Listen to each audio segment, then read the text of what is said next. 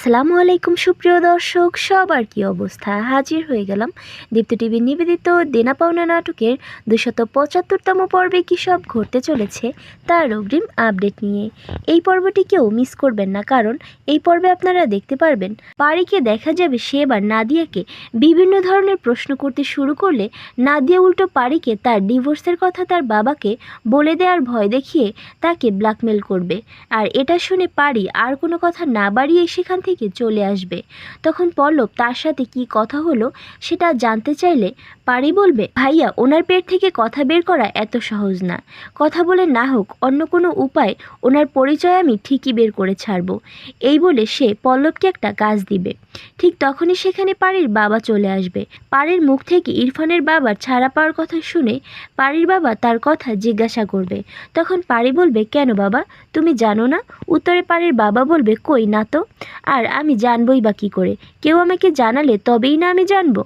একথা শুনে পারিকে দেখা যাবে সে পুরো অবাক হয়ে যাবে, কারণ পারি জানতো যে ইরফানের বাবাকে ছাড়ানোর বিষয়টা তার বাবাই নাদিয়াকে জানিয়েছে। পরবর্তীতে পারিকে দেখা যাবে সে বাসায় ফিরে তার রুমের মধ্যে গেলে বিছানার উপরে ফুলসহ একটা চিঠি দেখতে পারবে। ওগুলো দেখে সে ভালো করেই বুঝতে পারবে যে এটা ইরফানেরই কাজ।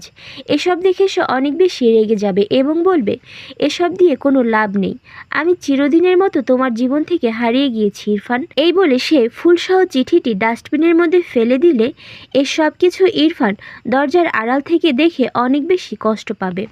ওইদিকে ইরফানের বাবাকে দেখা যাবে সে নাদিয়ার কথা মতো রিয়ার বাবার সাথে সম্পর্কটা ঠিক করার জন্য তাদের বাড়িতে যাবে তার সাথে দেখা করার জন্য।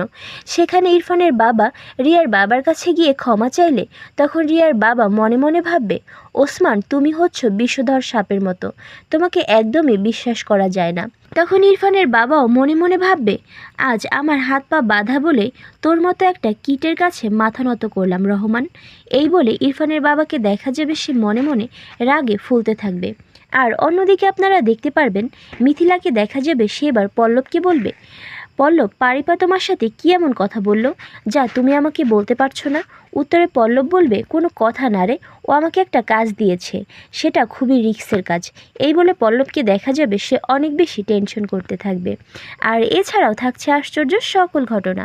সুতরাং সবাইকে দেনা পাওনা নাটকের আগামী পর্ব দেখার আমন্ত্রণ রইল। ধন্যবাদ।